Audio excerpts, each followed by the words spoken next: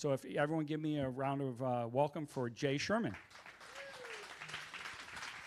Thanks, Jim. Yeah, I will now. Sorry. Yeah, let's pull that up. Pull this up too. Well, thanks, Jay, for coming out. Yes, thank you. He had a drive. He doesn't live around the corner. Drive was okay. Yes, and I like that how you ended that introduction. That we've become friends now, which is nice. Yeah. Now we just got to ride motorcycles together. We need to. Yeah. That's been a talk, and I guess it's a topic actually at some point in this tonight. So we'll kind of go there. Yeah, I believe that. Evan talking about motorcycles. So sorry, I need the eyes. Well, first of all, Jay, one thing I really learned is what I know about you, I still don't know a lot. So real quick for everybody, why don't you just tell us who you are and what you do? Well, my name is Jay Sherman. I am a full-time real estate investor. My first real estate club meeting was 1998, and I had a few years of paralysis by analysis. So if you're there, get out of it. I've been there, so I understand. I bought my first home in 2000, 2001. I still own that property. And I have found that the success of life has been supported by real estate. The first few years, I was doing it part-time. I understood don't leave your W-2 job and just jump right into this, have some type of plan. So I did real estate part-time for about 8 years. And then I quit the W-2 and jumped into it full-time in 2007. And boy, what happened in 2008? Everything got a little crazy. Lehman Brothers, stock market dropping. That was a pretty wild time. But held on, gritted my teeth, sunk my nails in, and held the heck on. Because I understood that this is a long-term play, right? This is a marathon, not a sprint. You're not getting rich tomorrow. You want to have a long-term play and understand time value of money and compound interest. And if you do stick through this, you'll ultimately come out the other side just fine. I don't know if you heard that, time value of money, compound interest. I'm going to tell you something for this. Angela and I, some years ago, were sitting down on a Sunday night. I think we're in front of the TV. We're chatting. And I said, have you noticed how our language changed from when we had a W-2 job? We weren't talking time value of money to my boss when I would punch the time card. It really wasn't. It was time and materials, but you know what I mean? So if you start realizing, especially if you new people, that you start talking about things, your language will change. You're going to start hearing about your return, your loan constant, and appreciation, depreciation, et cetera. So just keep that in mind that he went right into that, and because time value of money, what it comes down to, and your time as well, right? Is it worth it to do it? So, well, let me ask you something. What led you to real estate at that time that you went into real estate and not put everything in stocks or whatever?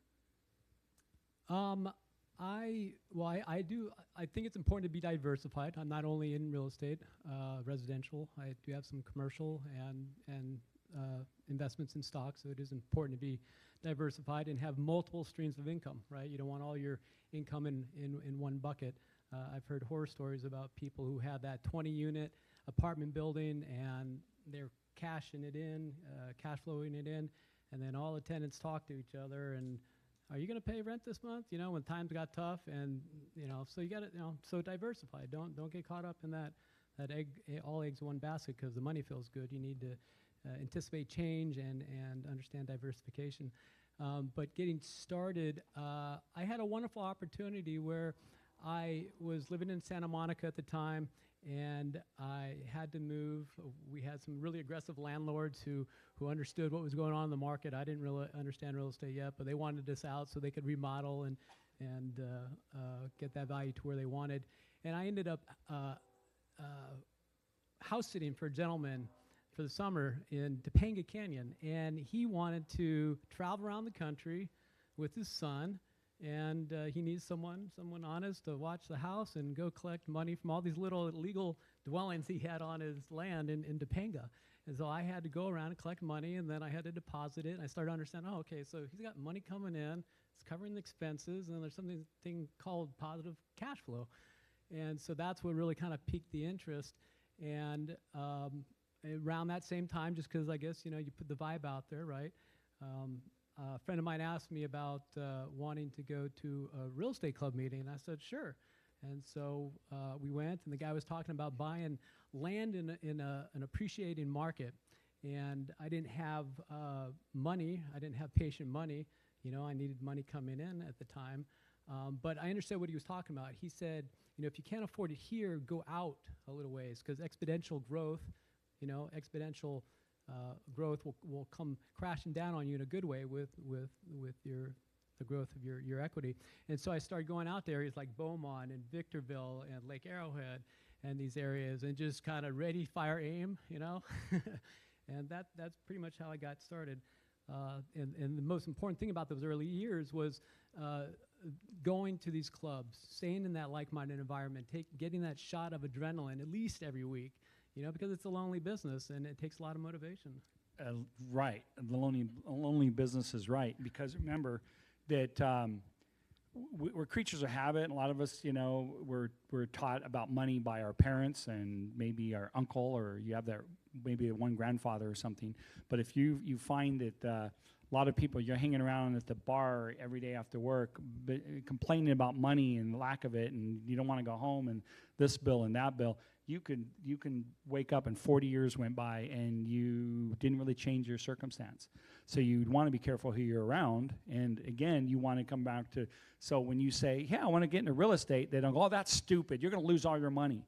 You want to be around someone and go, yeah, it was the best thing I ever did. Or here, right? Yeah, I would add to that, like the biggest thing about starting out was stay away from the naysayers, because the naysayer can kill your deal. A naysayer can kill your motivation. A naysayer can kill your ideas. And so when I used to teach, at the end of the one-day class or the 3 days, the last question I would always talk to the students about was, so what are you going to do when you go home, right? You need to make sure you protect your mind, your space, right? And it's because that circle of six, that's what I would call it, that circle of six, unbeknownst to you, is dictating the future of whatever you think you're going to be doing. And so that naysayer environment is very important to be aware of. Even when we left Los Angeles and moved back to San Diego, I was concerned about that, because am I going to get back into that vibe of the old crew of college buddies and going out to a Friday night, or am I going to step back a little bit and be spending Friday night behind my office desk working on a deal, That was probably the most difficult time to make those decisions, to depart from people in my life, because I had a focus and they didn't. And I'm happy that they may be back in my life years later, but that initial time of growth was critical. Right. And again, neither of us are saying you can't go hang out with your friends. Are you kidding me? No. It's just understand that rubs off. It really does. You are who you hang out with. And that goes back to your net worth is your network. And so understand that you might go do something or heard something or read a good book, or, hey, I heard about having 10 rentals paid off is great, and you go talk to your brother-in-law, and your brother-in-law goes, that's terrible. You should be put in the stock market, et cetera. And he might be very convincing. That doesn't mean he's right. And what might be right for him isn't necessarily right for you, okay? Just keep that in mind. I had someone I respected, kept telling me how real estate was a pretty much stupid idea. I should just focus with the company. Company will take care of me. Everything's great. And I can just tell you that she had to go get a new job when COVID killed that company, and she had to get a new job in her 60s, while Angela and I don't really ever have to worry about that again. So it's because what was good for me wasn't good for her, and she didn't understand that. So and what is all that going on? That's sacrifice. Any of you know the name Courtney Frick or know her? She, as I understand, she lived in Ohio, and she decided, I'm moving to Florida to be close to Peter Fortunato. That was an amazing story to hear. Yeah. Move states to get closer to someone, to hang out with them more. Talk about a commitment. She's very successful, but I'm really excited to see what she's going to do in the next few years, really. Yeah. Again, so you know what? Actually, bringing that up, one of the things that talking about your network is your net worth is we meet people that are put in either, regardless of what you believe, either you stumble into or they're sent to you or you're sent to them. And some of us call them educators, some call them mentors. They're there at the right time. They might guide you along, at least for a while. And so you mentioned Courtney. I love Courtney. She's great. I love listening to her videos and podcasts, and we got to hang out with her recently in Florida. But some of the educators and mentors that you liked, you want to share some of that, how you met them, or some of the wisdom that you got from them, or how they helped or hurt you? I think it was the like-minded environment, always going to these clubs, and then ultimately when you find that first right person, and for me, I was so very fortunate, but it's like what's the definition of luck, right? Hard work and timing. So if you're sitting at home watching Netflix or whatever, you're not out and about. If you're at these clubs each week and you're soaking up this like-minded environment, you're going to see progress. And so I had volunteered my time at a club in Los Angeles back in the day, 2005, 6 or so, and Bruce Norris came into town, and if you know him and his history, he was beating his chest at that time, because in 1998 he wrote a report called the California Comeback, and he had predicted home prices were going to double, and they ended up tripling.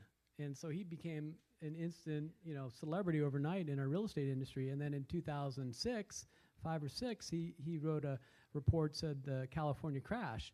And he said, if you're going to hold on to anything, grit your teeth and sink your nails in. But if you can't figure that out, then you better sell and get the hell out of this market.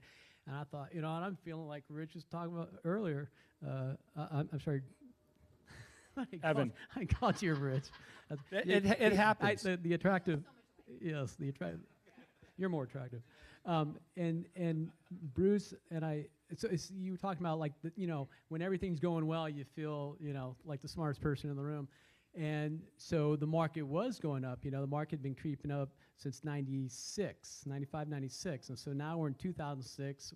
We're 10 years into this, and, I'm in my early years. And he makes a statement, and I'm thinking, well, who's this guy? And then I'm thinking, well, wait a minute. I volunteer at these clubs to learn from who we have in as guest speakers. And so I did my homework on this guy to realize, oh my gosh, Bruce Norris, he's the real deal. And so I listened to him. I sold properties at that time, did some 1031 exchanges, starting to understand a little bit more about having thicker skin and going out of state. And once I crossed paths with Bruce Norris, and by the way, I've been to every one of his seminars, except I think one along the way, and then also, unfortunately, I'm missing February 7th. If you are going to be in town and you are not aware of that, he'll be teaching in Riverside, and I highly recommend going to that. And if you do, let me give you my number and I'll get your notes, because I unfortunately have to miss that one. But this guy was the real deal, and when you find people who are the real deals and they're highly respected, well, they probably have a good group of folks they're hanging out with, right, that network. And so then I moved to San Diego, and the same train of thought was, okay, let me get into the like-minded environment and find a club, and that was NSDREI. And being in that club, we all work together as a board, and we have to find guest speakers. And so I was instructed to go up to Culver City. Love. Yeah, Steve Love. Steve Love. Yeah, he had a class going on, or still has club. He's still doing it. Yeah. Still doing it. And the guy at the time I was working with, Rich, on our board, he said, go up and talk to this guy, Gary Johnston. And I've been trying to get Gary Johnston. I'm like, okay, who's Gary Johnston? If you know Gary Johnston, you know who he is. And so I got introduced to him. And so I have Bruce Norris, Gary Johnston, and the door just opened up. Anybody they said to go talk to or listen to or learn from, I went.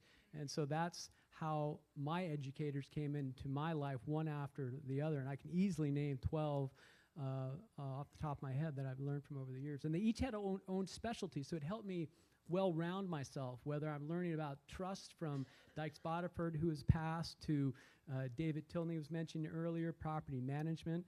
I'm proud to say I never really had like one mentor. I had multiple mentors, and I always feel very fortunate for that. Yeah, thanks for that. That does put a lot of that in perspective. There was something you just said that it already went right out my mind 2 seconds after you said it, but I'll remember later, maybe tomorrow. I'm sure. Anyone can do this thing. Anyone can do this business. It's okay, Rich. Yeah, yeah. But yeah, you know what? That was one of the things that when I started hearing about these guys. Nick Manfredi, he used to have that Corona meeting, and he did it, and so that's where I met Ward Hannigan, Aaron Mazzrillo. I think I met you there at some point. I'm pretty sure I was met his you very there. last guest speaker. Yeah, I was there. Yeah. Oh, okay, yeah, right before he. Okay. Uncle Tony, Tony Alvarez. Let me tell you, there's a lot of great educators out there, and you might sit through an hour or a weekend, and you get one nugget that just changes everything for you, and you just don't know. You just don't know. So again, that's something that's really important. What I'd like to ask, though, is since you were in the market before 2008, and I don't know tons of people that were, and looking at things, say, the last 2 years as well, what were you doing then? Would you, knowing what you know now, would you have done different then? And then do you see any similarities between 2007 and 8 and today in the market, or totally different? Yeah, this market is just, what has happened in this market is a bunch of money got pumped in during COVID. We all got those checks, and that's going to cause inflation. And as Bruce Norris had shared with a lot of us going back 3 years now during one of his seminars, was that he basically said that these years, 1 or 2 years of COVID, sold the next decade of equity growth. And so that's a black swan event, and this time is different. So I think it's very different. Back then, it was, and of course we're always relying on data. Bruce's thing was always about when the affordability rate drops down to 17%, that's when all the warning bells are going off. And so that has been something consistent, I guess, between now and then that I have paid attention to. And I kind of went back and forth a little bit about what was the length of time given in my description, and I was critical about that. It wasn't 30 years, it's 25, because if you said I'd been doing this 30 years, this takes you right back into the early to Let me interrupt you real quick. One of the things when we were promoting Jay, it got out somehow that they took 27 or 28 years and put it at 30 years. And so Jay reached out to me and said, "Hey, Evan, that's incorrect." And one of the reasons why I've been pretty successful is I'm into the details. I'm very detail-oriented, and it's important not to mislead people, too. And it was like, well, 27 years, 30, it's about 3 decades. And I wanted to share that for those of you that might have missed that. So then continue. Yeah, and I appreciate everyone coming out tonight to listen to me. But even as transparent as I can be, I don't feel I'm there 100%. I think I've learned from the first down market. That was horrifying. We almost lost our home. We had to do a loan mod. That was intense time. 1-year-old, a 2 and 4-year-old. That's a heavy time in your life when you're trying to be the Superman for your family, and pressure is too much.